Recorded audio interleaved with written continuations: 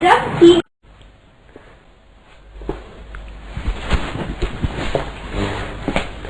Surface tension के बाद next जिस मटेरियल प्रॉपर्टी की हम बात करने वाले हैं वो है विस्कोसिटी। विस्कोसिटी किस तरह की प्रॉपर्टी होती है एक मटेरियल, एक फ्लूइड के पास, उसके बारे में हम बात करने वाले हैं। अगर कोई फ्लूइड है जो कि स्टेडीली फ्लो कर रहा है तो उस केस में अगर हम कंसिडर करें कि एक फ्लूइड है हमारे पास और उसके अंदर मल्टीपल लेयर्स हैं, किस तरह से हम मान लेते हैं कि हमारे पास फ्लूइड है किसी भी कंटेनर में और उसके अंदर हम ऐसे कंसिडर कर रहे हैं कि उसकी इस तरह से लेयर्स हैं।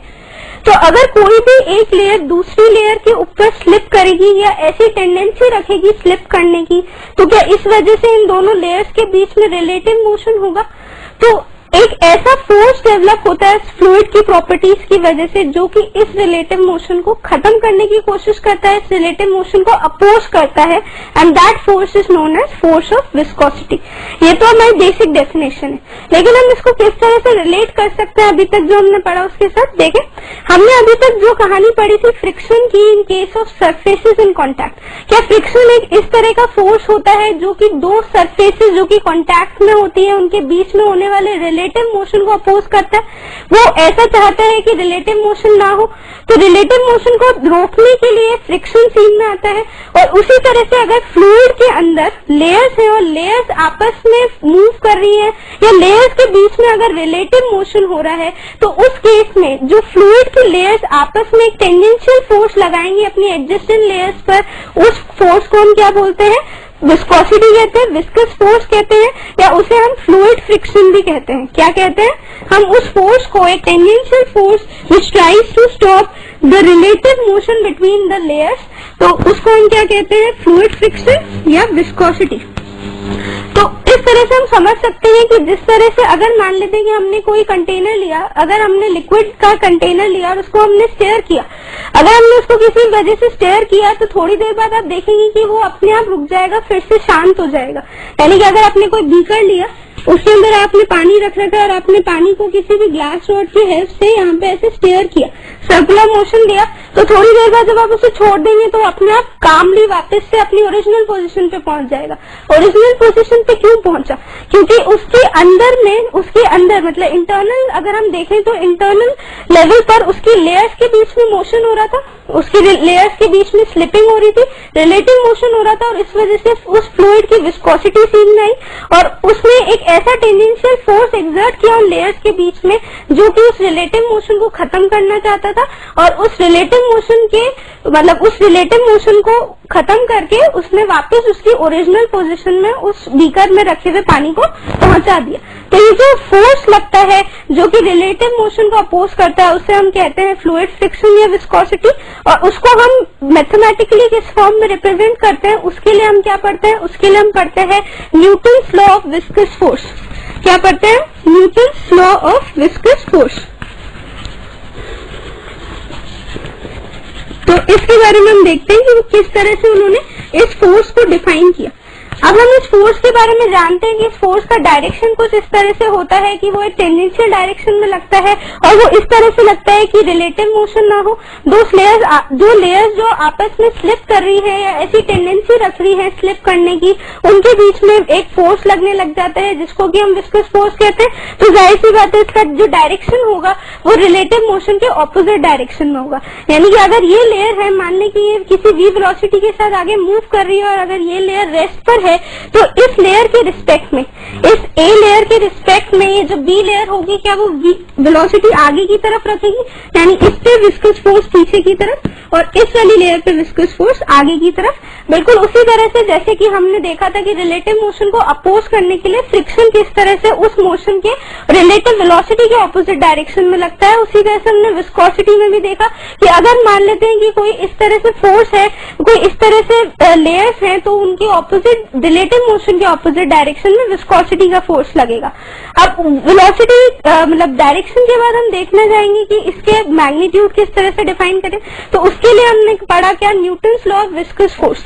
तो हमने देखा कि जब एक्सपेरिमेंट किया गया तो उसमें देखा गया कि अगर मान लेते हैं कि कोई ऐसी लेयर है जिसकी की वेलोसिटी 0 है, कोई ऐसी वेलोसिटी जीरो वाली लेयर है और उसके ऊपर वाली लेयर्स के पास मान लेते हैं कि वेलोसिटी है, और हर लेयर पे आप देखेंगे कि वेलोसिटी मान ले इंक्रीज कर रही है, तो हर लेयर पे अगर वेलोसिटी चेंज हो रही है, इंक्रीज कर रही है, तो हमने एक फैक्टर डिफाइन किया, क्या, dv by dy, dv by dy।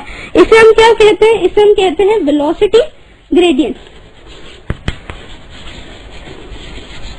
इसे हम क्या कहते हैं, वेलोसिटी ग्रेडियंट कहते हैं। यानी कि कोई भी v इक्वल्स टू जीरो वाली लेयर से, जहाँ की जिस लेयर की वेलोसिटी जीरो है, वहां से अगर हम y मेजर करें और किसी भी एक लेयर जो कि y दूरी ऊपर है, उस वाले y दूरी वाली लेयर पे अगर हम एक छोटी सी लेयर कंसिडर करें dy की, तो उसमें जो चेंज इन वेलोसिटी आ रहा होगा dv का, वो उस फैक्टर को dv बाई dy जब हमने किया, उस फैक्टर को हमने क्या नाम दिया, वेलोसिटी ग्रेडियंट डिफाइन किया।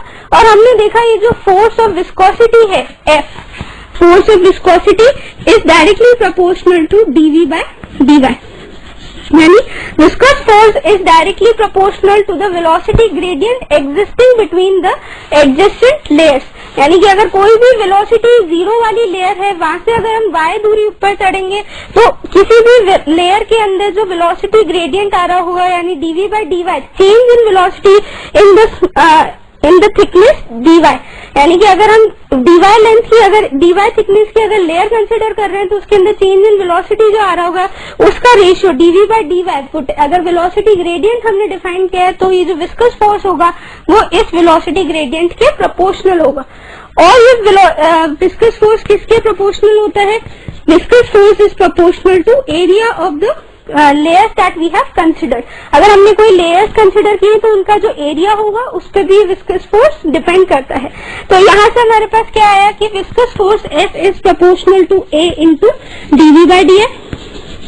तो यहाँ से हमारे पास जब हमने इस प्रोपोर्शनलिटी के साइन को हटाया, तो हमारे पास आया minus eta A dv by dy। यहाँ पे देखें ईटा क्या होता है, eta is defined as the coefficient of viscosity और simply known as viscosity of the material. Coefficient of viscosity, यही वो फैक्टर होता है, यही वो चीज होती है जो कि वेरिएबल होता है, जो कि डिफाइन करता है कि किसी भी मटेरियल की विस्कस प्रॉपर्टीज कैसी है, उस मटेरियल के अंदर लगने वाले विस्कस फोर्स कितने हैं और किस तरह से वो वेरी कर रहे हैं। किसी भी एक मटेरियल के लिए विस्कोसिटी का कोएफिशिएंट या viscosity of the material is a constant value over certain conditions.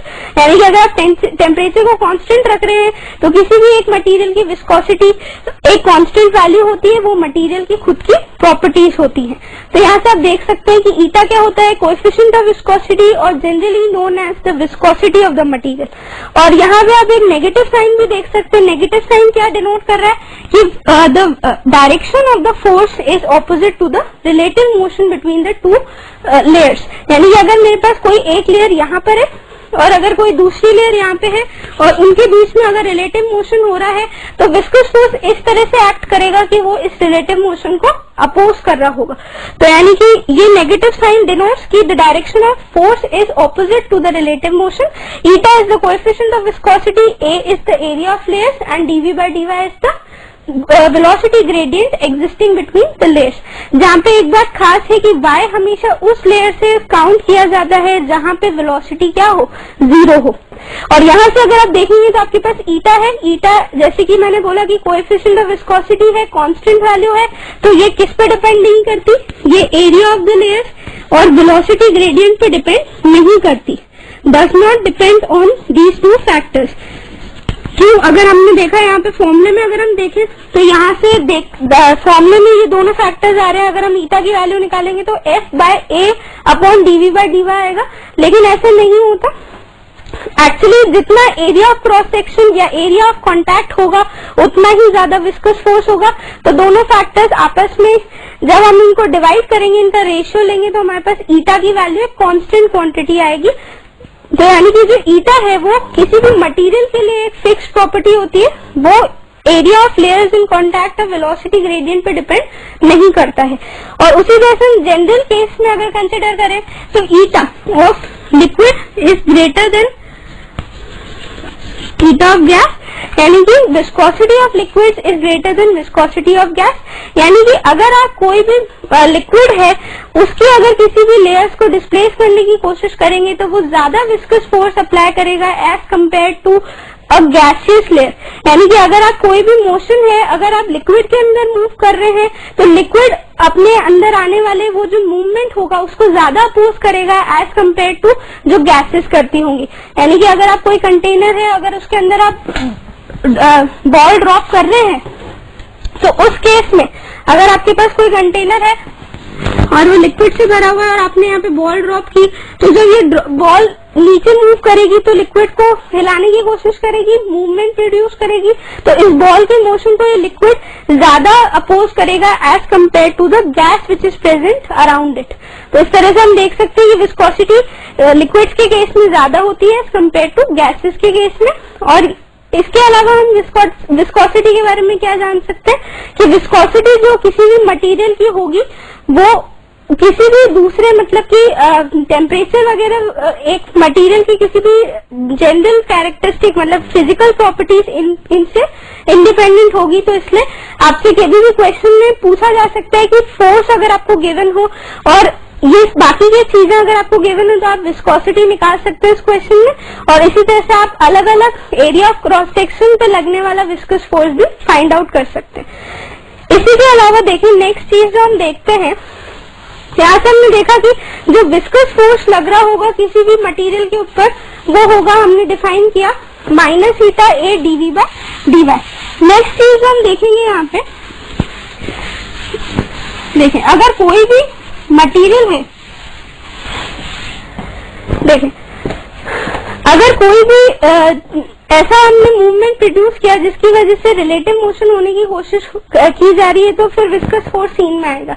जैसे कि आप समझ सकते हैं ये वाली विस्कोसिटी वाली चीज आप ऐसे एक्सप्लेन कर सकते हैं कि आपने देखा होगा कि जब कोई बोट होती है, अगर वो किसी भी रिवर या किसी भी वाटर बॉडी के ऊपर सेल कर रही होगी, कोई भी बोट है जो कि रिवर की सरफेस पे मूव कर रही है, तो जो रिवर की सरफेस वाली जो लेयर्स होंगी पानी की वो इस बोट के साथ आगे मूव करने की टेंडेंसी रखेंगी। पर जनरली ऐसा देखा जाता है कि यहाँ पे जो बेड पे जो रिवर बेड पे जो लेयर्स होंगी उनकी वेलोसिटी 0 होगी। यानी कि अगर बोट है वो v वेलोसिटी के साथ आगे मूव कर रही है तो ये जो लेयर्स कांटेक्ट में है वो आगे मूव करने की टेंडेंसी रखती है और आगे मूव भी करती है किसी वेलोसिटी के साथ, लेकिन इनके मूव करने की वजह से नीचे वाली लेयर्स मूव नहीं करती है। यानी कि जरूर एक कोई ऐसा फोर्स एग्जिस्ट कर रहा होगा जो कि इस मूवमेंट को अपोज कर रहा होगा। उसी तरह से अगर हम देखें कि अगर कोई भी मटेरियल है या कोई भी ऑब्जेक्ट है जो कि किसी भी एक मीडियम के अंदर मूव कर रहा है, मान लेते हैं कि हमारे पास एक ऑब्जेक्ट है जो कि इस मीडियम के अंदर मूव कर रहा है, यहाँ पे कोई मीडियम फील्ड है, अगर कोई भी ऑब्जेक्ट है इस मीडियम के थ्रू मूव कर रहा है तो वो इस मीडियम के अंदर कुछ हरकत मतलब मूवमेंट पैदा करेगा। मूवमेंट पैदा होगा तो relative motion between the layers increase होगा, और क्योंकि relative motion between the layers होने लगेगा तो इस ऑब्जेक्ट के ऊपर जो लेयर्स इसके आसपास लाई कर रही होंगी उनके और इस ऑब्जेक्ट के बीच में रिलेटिव मोशन होने लगेगा और एक विस्कस फोर्स सीन में आएगा जो कि इस ऑब्जेक्ट की वेलोसिटी को अपोज कर रहा होगा। देखिए अगर कोई फोर्स है, अगर ये ऑब्जेक्ट इस मीडियम में मूव कर रहा है तो इस मीडियम की लेयर्स के अंदर मूवमेंट पैदा होगा और इस ऑब्जेक्ट और इसकी एडजेसेंट लेयर जो है उनके बीच में रिलेटिव मोशन होगा और इस जो भी मीडियम यहाँ पे फिल्ड है, जो भी फ्लूइड यहाँ पे फिल्ड है उसकी लेयर्स और इस ऑब्जेक्ट के बीच में रिलेटिव मोशन पैदा होगा और इस फ्लूइड की विस्कस फोर्सेस सीन में आ जाएंगे जो कि इस रिलेटिव मोशन को खत्म करने की कोशिश करेंगे।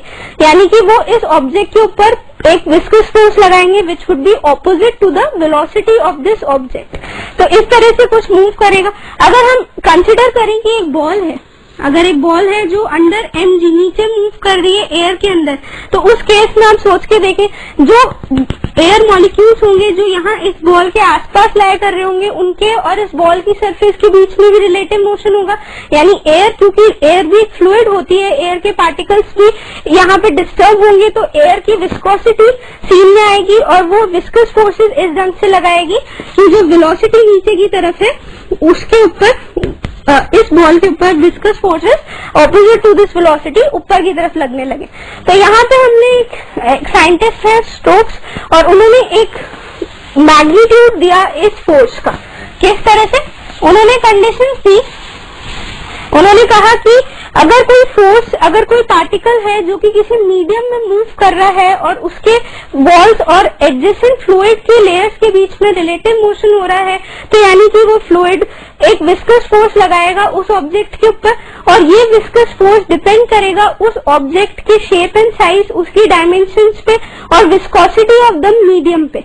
और उसी के साथ साथ ये जो विस्कस फोर्स Fv लग रहा होगा वो किस पे डिपेंड करेगा, दैट वुड बी डिपेंडिंग या that would be proportional to the velocity of the particle at that instant. तो यहाँ से उन्होंने क्या कहा, यहाँ से एक चीज आई जिसे हम कहते हैं क्या, स्टोक्स लॉ। और स्टोक्स लॉ क्या कहा गया कि if a circle, if a circular object या if a spherical object, spherical object यानी कि अगर कोई बॉल है of radius R, if a sphere of radius R is moving in a medium, तो उस केस में उस स्फेयर के ऊपर लगने वाला जो विस्कस फोर्स Fv होगा वो कितना होगा, वो होगा 6 पाई ईटा आर बी। जहां पे ये जो ईटा है this is the viscosity of the medium जिसमें वो मूव कर रही है ball, r is the radius of the sphere जिसको हमने कंसिडर किया है, and velocity v is the velocity of the ball at that of the sphere eight any instant. यानी किसी भी इंस्टेंट पर अगर बॉल की वेलोसिटी v है तो उस केस में जो फोर्स उस पर लग रहा होगा वो होगा Fv which is equal to 6 pi eta Rv। यहाँ से आप देख सकते हैं viscous force is directly proportional to velocity of the object at any instant. इस तरह से हमने डिफाइन किया कि एक विस्कस फोर्स होगा जो कि किसी स्फेरिकल बॉडी के ऊपर अगर कोई किसी मीडियम में मूव कर रही है तो उस केस में वो जो विस्कस फोर्स लगेगा वो कितना लगेगा, वो लगेगा 6 पाई ईटा Rv। यही से एक दूसरा कंसेप्ट आया जिसको कि हम किस तरह से पढ़ सकते हैं, देखें। अगर मान लें कि हम एक बॉल कंसिडर करें जो कि रेडियस r की है और उसकी जो डेंसिटी है दैट इज रो, और वो किसी मीडियम में मूव कर रही है जिसका कि डेंसिटी कितनी है, मीडियम की डेंसिटी है सिग्मा। अब मान लेते हैं कि अगर ये रो डेंसिटी वाली बॉल इस सिग्मा डेंसिटी वाले मीडियम में मूव कर रही है, हमने इस बॉल को यहाँ से रेस्ट पे से रिलीज कर दिया, ड्रॉप कर दिया, तो इस बॉल की इनिशियल वेलोसिटी कितनी, 0। जैसे हमने इसे ड्रॉप किया इसके ऊपर लगने वाले फोर्सेस कौन कौन से थे, एक तो नीचे की तरफ लगने वाला फोर्स mg, और क्योंकि एक फ्लूइड में मूव कर रही है इसलिए ऊपर की तरफ लगने वाला upthrust force which is buoyancy force Ft।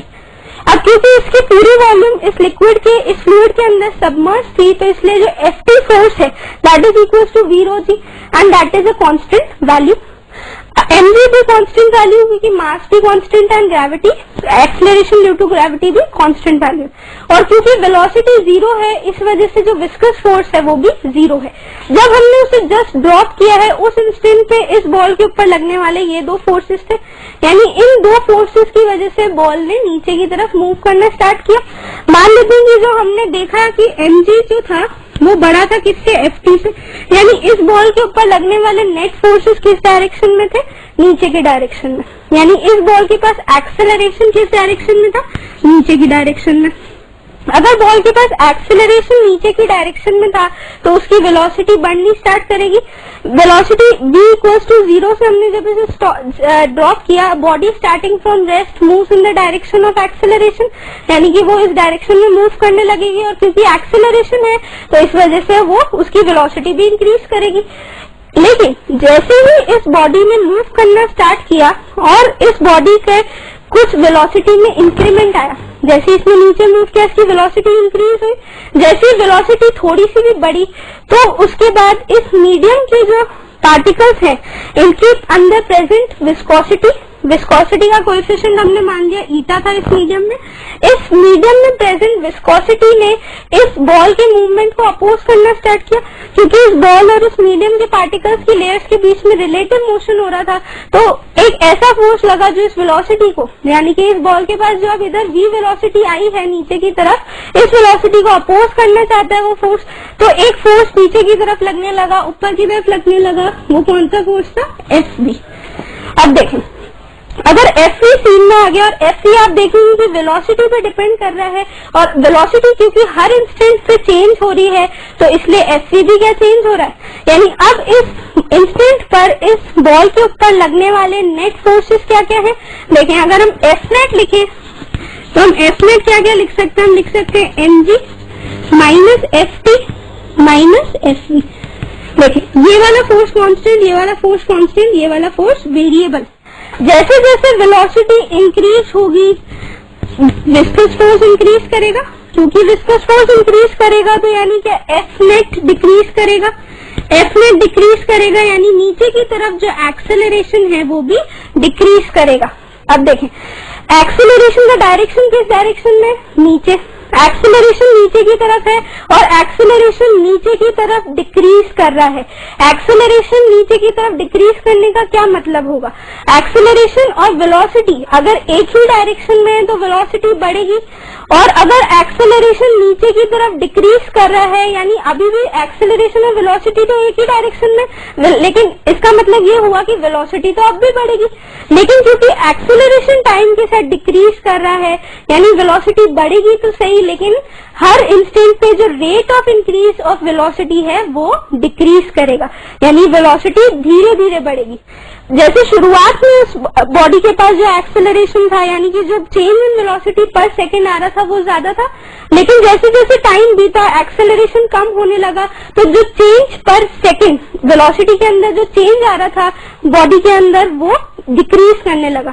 यानी अगर पहले इंस्टेंट में बॉडी की वेलोसिटी 10 मीटर पर सेकेंड से बढ़ी तो बाद में कितने से बढ़ी होगी, 10 से कम से बढ़ी होगी, यानी कि एक्सेलरेशन एंड वेलोसिटी अब भी एक ही डायरेक्शन में यानी वेलोसिटी बढ़ेगी, पर क्योंकि एक्सेलरेशन टाइम के साथ डिक्रीज कर रहा है तो वेलोसिटी बढ़ेगी तो सही लेकिन एट अ लेसर रेट बढ़ेगी, धीरे धीरे बढ़ेगी। तो इसका मतलब ये हुआ कि अभी भी बॉडी के पास नीचे की तरफ वेलोसिटी है जो कि इंक्रीज कर रही है, और जैसे जैसे वेलोसिटी इंक्रीज कर रही है एफ वी बढ़ रहा है, एफ नेट कम हो रहा है, एक्सेलरेशन भी कम हो रहा है। जब एक ऐसा इंस्टेंट आएगा कि वी बढ़ते बढ़ते एक कांस्टेंट एक सर्टेन वैल्यू वी अटेन कर लेगा जिसपे एफ वी की वैल्यू मान लेते हैं कुछ भी एफ वी हो गई, तो जब ये वेलोसिटी बढ़ते बढ़ते और एफ वी बढ़ते बढ़ते इतना हो जाएगा कि एफ नेट 0 हो जाएगा। क्या एफ नेट डिक्रीज कर रहा है, ये वाली क्वांटिटी कांस्टेंट है, ये वाली क्वांटिटी बढ़ रही है, ये वाली क्वांटिटी कैसी है, कांस्टेंट है, और ये वाली क्वांटिटी इंक्रीज कर रही है। जब ये क्वांटिटी बढ़ते बढ़ते इस क्वांटिटी के बराबर हो जाएगी तब क्या एफ नेट 0 हो जाएगा। एफ नेट 0 होने का मतलब जब mg minus F T is equal to F V हो जाएगा, उस वाले टाइम पे क्या एफ नेट 0 हो जाएगा। एफ नेट 0 हो जाएगा इसका मतलब क्या एक्सेलरेशन 0 हो जाएगा। एक्सेलरेशन 0 होने का मतलब है चेंज इन वेलोसिटी 0 हो जाएगा। एक्सेलरेशन 0 होने का मतलब क्या होगा कि वेलोसिटी में चेंज खत्म हो गया, वेलोसिटी में चेंज होना बंद हो गया। यानी इस इंस्टेंट के बाद जब बॉडी के पास एक्सेलरेशन 0 हुआ तो उस पॉइंट पे उसकी वेलोसिटी क्या हो गई, कांस्टेंट वैल्यू अटेन कर लेगी। यानी जब एक्सेलरेशन 0 हुआ तो v कांस्टेंट हो गया। अब देखें जब v कांस्टेंट हो गया यानी क्या एफ वी भी कांस्टेंट हो गया। अब एफ वी अगर कांस्टेंट हो गया इस पॉइंट पे, जैसे ही एक्सेलरेशन 0 हुआ वेलोसिटी में फर्दर चेंज नहीं आ पाया यानी कि v कांस्टेंट हो गया, और अगर v कांस्टेंट हुआ तो एफ वी कांस्टेंट हो गया। और इस मूवमेंट पे एफ वी की वैल्यू किसके बराबर थी, mg माइनस एफ टी के बराबर। अब देखें ये फोर्स कांस्टेंट, ये फोर्स कांस्टेंट, और अब क्या ये वाला फोर्स भी कांस्टेंट, यानी बॉडी के ऊपर लगने वाला इस पॉइंट के बाद नेट फोर्स क्या हो जाएगा, 0 ही हो जाएगा, 0 ही रहेगा। और उस पॉइंट के बाद बॉडी का एक्सेलरेशन भी 0 ही रहेगा। यानी इस पॉइंट के बाद बॉडी की वेलोसिटी एक कांस्टेंट वैल्यू को अटेन कर लेगी। जब बॉडी के ऊपर लगने वाला नेट फोर्स 0 हो जाएगा, एफ वी किसको बैलेंस कर देगा, mg माइनस एफ टी को। उस केस में बॉडी के ऊपर लगने वाला एफ नेट 0 हो जाएगा, एक्सेलरेशन 0 हो जाएगा, तो बॉडी एक कांस्टेंट वैल्यू, कांस्टेंट वेलोसिटी की वैल्यू को अटेन कर लेगी। और उस कांस्टेंट वेलोसिटी को हम क्या कहते हैं, उसे हम कहते हैं टर्मिनल वेलोसिटी। क्या कहा जाता है उसे, टर्मिनल वेलोसिटी। तो अब हम यहाँ से टर्मिनल वेलोसिटी की क्या डेफिनेशन देंगे, terminal velocity is that value of velocity, that constant value of velocity at which the body moves once the acceleration acting on the body becomes 0। यानी कि किसी भी मीडियम में अगर कोई बॉल है, स्फीयर है, वो मूव कर रही है, तो अगर हमने उसे ड्रॉप किया या हमने किसी भी वेलोसिटी के साथ उसे नीचे फेंका, तो जिस मीडियम में वो मूव कर रही है, उस मीडियम के पार्टिकल्स उस पर एक विस्कस फोर्स लगाएंगे जो कि ऑपोजिट होगा वेलोसिटी की डायरेक्शन को, जो कि एक्सेलरेशन को घटाएगा, पर वेलोसिटी बढ़ते बढ़ते और एफवी बढ़ते बढ़ते जब उसके ऊपर लगने वाले mg के बराबर हो जाएगा तो उस केस में उस बॉडी के ऊपर लगने वाला नेट फोर्स 0 हो जाएगा और उसके बाद वो एक कांस्टेंट वेलोसिटी के साथ उस मीडियम में मूव करेगी और उस कांस्टेंट वेलोसिटी को हम क्या कहते हैं, टर्मिनल वेलोसिटी कहते हैं। अब टर्मिनल वेलोसिटी हमने नाम दे दिया, अब इसके हमको डेरिवेशन करना है कि क्या होती है टर्मिनल वेलोसिटी, उसकी न्यूमेरिकल वैल्यू किसके बराबर होती है। तो देखिए हमने ये जो इक्वेशन लिखी है इसी के हेल्प से हम इस टर्मिनल वेलोसिटी को निकाल सकते हैं। टर्मिनल वेलोसिटी क्या, वो कांस्टेंट वेलोसिटी होती है जिसकी ऊपर एक ऐसी कांस्टेंट वेलोसिटी होती है जिस वैल्यू ऑफ वेलोसिटी के बाद बॉडी के अंदर फर्दर एक्सेलरेशन नहीं होता, यानी उस वैल्यू ऑफ वेलोसिटी पे एक्सेलरेशन 0 हो जाता है, यानी एफ नेट 0 हो जाता है। एफ नेट 0 यानी कि mg minus F T equal to F. अब देखें mg कैसे लिखेंगे, वॉल्यूम ऑफ द बॉल यानी कि 4/3 pi R cube into density of the body rho into G minus F T. F T क्या है, वॉल्यूम ऑफ द बॉल यानी 4/3 pi R cube into density of the medium. Buoyancy का force कैसे लिखते हैं, we रो जी में we कौन सा, वॉल्यूम ऑफ द बॉडी, रो किसका, डेंसिटी ऑफ द मटेरियल, जो मटेरियल या फ्लूइड जिसके अंदर बॉडी मूव कर रही है उसकी डेंसिटी आती है बायनेंसी में, यानी यहाँ पे आ गया sigma into G equals to F T की वैल्यू क्या है 6 pi eta R V T. अब मैंने यहाँ वी टी क्यों लिखा, क्योंकि ये वो वाली वैल्यू ऑफ विस्कस फोर्स है जो कि जिसपे कि अब विस्कस फोर्स कांस्टेंट हो चुका है, एक टर्मिनल वेलोसिटी अटेन हो चुकी है, यानी कि जब बॉडी की टर्मिनल वेलोसिटी अटेन हो जाएगी तब उसका विस्कस फोर्स कांस्टेंट हो जाएगा और वो किसके बराबर हो जाएगा, mg माइनस एफ टी के बराबर। तो मैंने वहां v की जगह vt लिखा है और उस vt की वैल्यू हम कैसे निकाल सकते हैं, जब हम इस इक्वेशन को सॉल्व करेंगे। देखिए 4/3 यहाँ पे अगर आप देखेंगे तो आपके पास vt की वैल्यू कितनी आएगी, vt की वैल्यू आएगी आपके पास equal to 2/9 R square rho minus sigma into G upon theta. देखिए इस तरह से आपके पास क्या आएगी, आपके पास विस्कोसिटी की वैल्यू आएगी, टर्मिनल वेलोसिटी की वैल्यू क्या है आपके पास, टर्मिनल वेलोसिटी की वैल्यू आई आपके पास 2/9 R square rho minus sigma into G upon eta. अब यहाँ पे देखें आर स्क्वायर क्या है, R square is the radius of the sphere जो हमने कंसिडर किया है, यानी कि जो टर्मिनल वेलोसिटी है वो रेडियस पे डिपेंड करती है। कैसे, vt is directly proportional to R square, यानी कि जो स्फीयर हमने कंसिडर किया उसका रेडियस बहुत इंपॉर्टेंट होता है, उस पर टर्मिनल वेलोसिटी डिपेंड करती है। इसके बाद देखें रो माइनस सिग्मा, रो माइनस सिग्मा यानी रो क्या लिया था हमने, density of the material, sigma क्या लिया था, डेंसिटी ऑफ द फ्लूइड, यानी कि अगर ये रो माइनस सिग्मा, अगर रो बड़ा है सिग्मा से, यानी ये फैक्टर अगर पॉजिटिव है तो टर्मिनल वेलोसिटी कैसी होगी, डाउनवर्ड्स, यानी कि नीचे की तरफ पॉजिटिव होगी, नीचे की तरफ होगी, तो उस केस में जो बॉल होगी वो नीचे की तरफ मूव करेगी और नीचे की तरफ एक कांस्टेंट वेलोसिटी के साथ मूव करेगी। लेकिन अगर रो छोटा है सिग्मा से, यानी ये जो टर्मिनल वेलोसिटी आएगी वो क्या नेगेटिव आएगी, हमने पॉजिटिव क्या माना है, नीचे की तरफ पॉजिटिव माना है, यानी जो टर्मिनल वेलोसिटी हमारी आएगी क्या वो ऊपर की तरफ आएगी, ऊपर की तरफ आएगी, यानी कि बॉडी ऊपर मूव करने लग जाएगी with the constant velocity vt। ऐसा केस हम कहाँ देखते हैं, ऐसा केस हम देखते हैं जब हम मान लें कि आप बबल, एयर बबल को देखें, एयर बबल क्या ऊपर की तरफ आता है वाटर के अंदर, और अगर आपने वाटर का कंटेनर बहुत बड़ा लिया है तो जो वो जिस वेलोसिटी के साथ वो ऊपर राइज करता है वो थोड़ी देर बाद कांस्टेंट वैल्यू अचीव कर लेती है। और उसी तरह से अगर आप एक आयरन बॉल को ड्रॉप करेंगे वाटर के अंदर तो आयरन की डेंसिटी वाटर से ज्यादा होती है, तो वो नीचे आते हुए कांस्टेंट वैल्यू अटेन कर लेगी। तो रो माइनस सिग्मा, जहाँ पे रो है डेंसिटी ऑफ द मटेरियल जिसका आपने स्फीयर लिया है, सिग्मा क्या है, डेंसिटी ऑफ द फ्लूइड जिसके अंदर आपने ड्रॉप किया है बॉडी को, जी है एक्सेलरेशन ड्यू टू ग्रेविटी, और ईटा, ईटा क्या है, विस्कोसिटी ऑफ द मीडियम, यानी वेलोसिटी, टर्मिनल वेलोसिटी विस्कोसिटी पे कैसे डिपेंड करती है, vt is directly proportional to 1/eta, यहाँ से हमारे पास टर्मिनल वेलोसिटी का एक्सप्रेशन आया 2/9 r square sigma minus rho minus sigma into G upon eta, और यहाँ से हमारे पास आया vt is directly proportional to r square and vt is directly proportional to 1/ईटा। देखें, इसी पे बेस्ड अगर हम दो क्वेश्चन देखें टर्मिनल वेलोसिटी के ऊपर, किस तरह के सवाल पूछे जा सकते हैं और किस तरह के हम इसमें कंसेप्ट कौन कौन से यूज कर सकते हैं। देखें क्वेश्चन में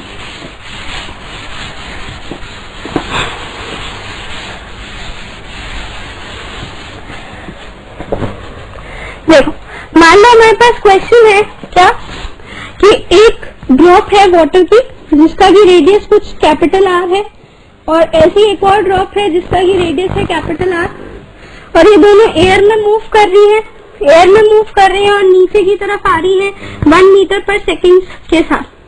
ये टर्मिनल वेलोसिटी इनकी गिवन थी, ये दोनों नीचे कांस्टेंट वेलोसिटी 1 मीटर पर सेकंड के साथ आ रही थी, दोनों ड्रॉप्स नीचे आ रही है 1 मीटर पर सेकंड के साथ, और कांस्टेंट वेलोसिटी है। क्या कांस्टेंट वेलोसिटी सुनते ही हम समझ जाएंगे कि हमें टर्मिनल वेलोसिटी गिवन है?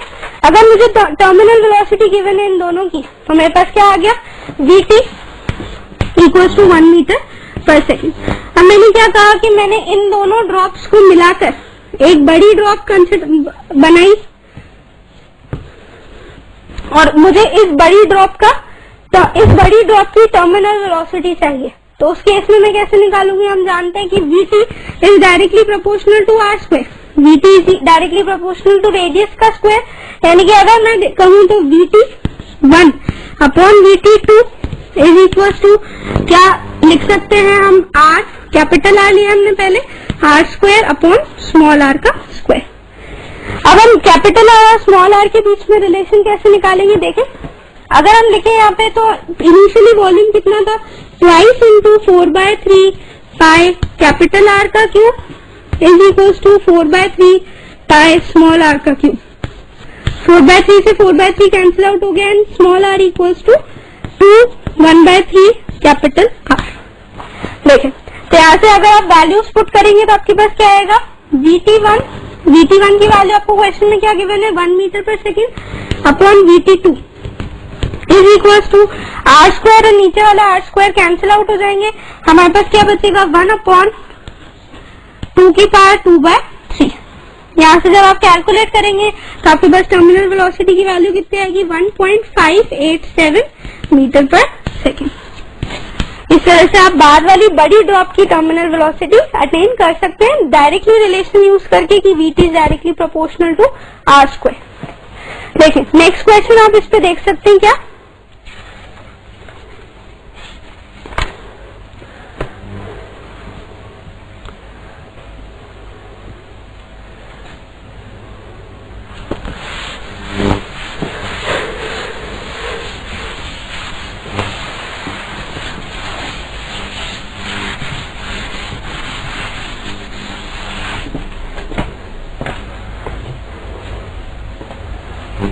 देखें नेक्स्ट क्वेश्चन हम देखते हैं कौन से फॉर्मूले के ऊपर बेस्ड। फॉर्मूला है हमारे पास f equals to minus eta a dv by dy।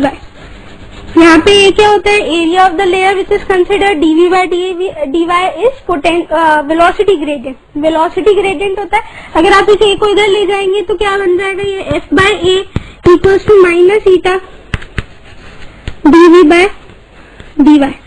अगर आप इस क्वांटिटी को ध्यान से देखें तो क्या हम इसे कह सकते हैं टेंजेंशियल स्ट्रेस। f बाय ए क्या होता है, स्ट्रेस होता है। f बाय ए क्या ये टेंजेंशियल डायरेक्शन में लग रहा है, यानी कि ये टेंजेंशियल स्ट्रेस है, या हम इसे क्या कह सकते हैं, शियर स्ट्रेस भी कह सकते हैं। अब अगर मान लो मुझे क्वेश्चन में किसी भी लेयर की, मान लेते हैं कि मेरे पास मैं रिवर कंसिडर कर रही हूँ और मैंने कहा कि 5 मीटर डीप रिवर थी, कितने meter deep, 5 meter deep river थी, बेड से 5 मीटर ऊपर वाली जो टॉप मोस्ट लेयर है उसकी वेलोसिटी कितनी है, 18 किलोमीटर पर आवर। तो मुझे क्या बताना है कि जो इस लेयर और इसकी जो नेक्स्ट वाली लेयर होगी, जो इन लेयर्स के बीच में डेवलप हुआ हुआ शियर स्ट्रेस होगा, उसकी वैल्यू मुझे अटेन करनी है। अगर मैं शियर स्ट्रेस की बात करूं तो वो किस किस फैक्टर पे डिपेंड कर रहा है, वो है ईटा और dv बाय dy। ईटा मुझे क्वेश्चन में गिवन है, क्वेश्चन में ईटा गिवन है 10 की पावर -3। अगर मुझे ईटा गिवन है, मुझे डीवी बाय डीवाई निकालना है। डीवी बाय डीवाई यानी यहाँ से लेकर मैंने क्या बताया कि जिस लेयर की वेलोसिटी 0 होती है वहां से हम वाई मेजर करते हैं। क्या बेड पे वेलोसिटी 0 होगी? जो जहां रिवर बेड हमने कंसिडर किया है, रिवर बेड के सरफेस पे, मतलब रिवर बेड पे जो वेलोसिटी ऑफ लेयर होगी क्या वो 0 होगी? यानी यहाँ से मैंने वाई मेजर करना स्टार्ट किया। यहाँ से वाई मेजर किया, वाई की वैल्यू कितनी आई? वाई की वैल्यू आई 5 मीटर। और यहाँ से देखेंगे तो यहाँ जो y इक्वल्स टू 5 मीटर वाली लेयर है उसकी वेलोसिटी कितनी गिवन है? 18 किलोमीटर पर आवर, यानी 18 इंटू 10 की पावर 3 अपॉन 3600 यह आया आपके पास मीटर पर सेकंड में। इस तरह से तो यहाँ से अगर आप देखेंगे तो यहाँ से आपके पास क्या आएगा? यहाँ पे देखें ईटा की वैल्यू आपको गिवन है, डीवी बाय डीवाई की वैल्यू आपको निकालनी है, तो वाई ऊपर वाली लेयर की वेलोसिटी आपने निकाली उतनी, तो यानी कि वेलोसिटी ग्रेडियंट क्या होगा? Velocity gradient is equals to 18 into 10 की पावर 3 इंटू 3600 अपॉन 5। इस तरह से लिख सकते हैं। यहाँ से हमारे पास कितना आया? यह आया हमारे पास 1 सेकेंड इनवर्स। ये हमारे पास वेलोसिटी ग्रेडियंट आया। और ईटा जो था वो हमारे पास कितना गिवन है? ईटा हमारे पास 10 की पावर -3 गिवन है, यानी जो शेयर स्ट्रेस हमारे पास आया वो कितना आया? Shear stress is equals to eta into velocity gradient. यहाँ से आ गया हमारे पास 10 की पावर -3। तो यहाँ से जो हमारे पास शेयर स्ट्रेस आएगा वो आएगा 10 की पावर -3 न्यूटन पर मीटर स्क्वायर। देखें क्या आया हमारे पास? 10 की पावर -3 न्यूटन पर मीटर स्क्वायर। वो क्या आया हमारे पास? शेयर स्ट्रेस की वैल्यू। शेयर स्ट्रेस क्या होगा? Eta into DV by DY, यानी कि विस्कोसिटी जो हमें क्वेश्चन में गिवन थी वो थी 10 की पावर -3 इंटू वेलोसिटी ग्रेडियंट हमने निकाला। Velocity at a distance y from the layer where velocity is 0, यानी कि इस पॉइंट की वेलोसिटी इतनी आई अपॉन यहाँ से 0 वेलोसिटी से इस वेलोसिटी तक का डिस्टेंस 5 मीटर, मैंने उसे 5 से डिवाइड कर दिया, वेलोसिटी ग्रेडियंट आ गया। उसको जब आपने ईटा से मल्टीप्लाई किया तो आपके पास शेयर स्ट्रेस कितना है? 10 की पावर -3 न्यूटन पर मीटर स्क्वायर। इस तरह से आप क्वेश्चंस कर सकते हैं। विस्कोसिटी पे बेस्ड कौन कौन से फॉर्मूले हमने पढ़े? फर्स्ट फॉर्मूला हमने पढ़ा viscous force equals to minus eta A DV by DY, और उसी तरह से हमने नेक्स्ट फॉर्मूला क्या पढ़ा? स्टोक्स लॉ से F equals to 6 pi eta RV, और टर्मिनल वेलोसिटी का फॉर्मूला हमने डिराइव किया। इसी के अलावा कभी कभी पूछ लिया जाता है कि टर्मिनल वेलोसिटी और टाइम के बीच में कर्व ड्रॉ करने के लिए देखिए किस तरह से।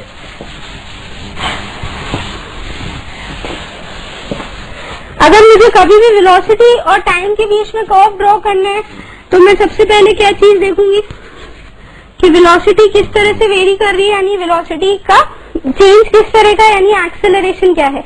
क्या dt कर्व का स्लोप होता है dv by dt, and dv by dt क्या होता है? एक्सेलरेशन। हमने पढ़ा कि जब कोई ड्रॉप किसी भी मीडियम के अंदर फॉल कर रही है और अगर density of drop is greater than density of the medium तो उस केस में उसका एक्सेलरेशन क्या करता है? डिक्रीज करता है। अगर एक्सेलरेशन डिक्रीज कर रहा है यानी स्लोप ऑफ द कर्व क्या करेगा? स्लोप डिक्रीज करेगा। स्लोप डिक्रीज करते करते जब एक पॉइंट पे एक्सेलरेशन 0 हो जाएगा तब क्या स्लोप स्ट्रेट लाइन हो जाएगा, और जिस वैल्यू ऑफ वेलोसिटी पे स्लोप स्ट्रेट लाइन हो जाएगा parallel to the X axis, वो वैल्यू ऑफ वेलोसिटी कौन सी होगी? वो वैल्यू होगी टर्मिनल वेलोसिटी की। यानी कि शुरुआत में जब हमने स्टार्ट किया वेलोसिटी 0 थी या टाइम t इक्वल्स टू 0, पहले वेलोसिटी बढ़ने लगी पर उसका स्लोप किस तरह से था? स्लोप था पॉजिटिव, क्योंकि acceleration was in the direction of velocity, पर क्या स्लोप डिक्रीज कर रहा था? स्लोप डिक्रीज कर रहा था, यानी स्लोप पॉजिटिव था पर स्लोप डिक्रीज कर रहा था। हर पॉइंट पे आप देख सकते हैं क्या कि स्लोप डिक्रीज करेगा। स्लोप डिक्रीज कर रहा है और स्लोप डिक्रीज करते करते यानी एक्सेलरेशन डिक्रीज करते करते 0 हो गया, यानी स्लोप डिक्रीज करते करते 0 हो गया। और जिस पॉइंट पे स्लोप 0 हुआ वेलोसिटी ने कांस्टेंट वैल्यू अटेन कर ली, और कांस्टेंट वैल्यू किसके बराबर थी? Constant value of velocity is defined as the terminal velocity vt। यानी कि हम इस तरह से कर्व ड्रॉ कर सकते हैं कि शुरुआत में कर्व की वेलोसिटी, शुरुआत में बॉडी की वेलोसिटी इंक्रीज कर रही थी but with a decreasing slope, क्योंकि एक्सेलरेशन डिक्रीज कर रहा था, और एक्सेलरेशन डिक्रीज करते करते जब 0 हो गया तब बॉडी की वेलोसिटी कांस्टेंट हो गई, स्लोप डिक्रीज करते करते जब 0 हो गया तो line become parallel to the X axis, और उस वैल्यू को, कांस्टेंट वेलोसिटी वाली वैल्यू को हम क्या कहते हैं, टर्मिनल वेलोसिटी वीटी। तो इस तरह से आप कर्व ड्रॉ कर सकते हैं किसके बीच में, velocity and time under for a body which is falling freely in air, या फिर कोई ऐसा मीडियम जिसकी की डेंसिटी उसकी डेंसिटी से कम हो। देखें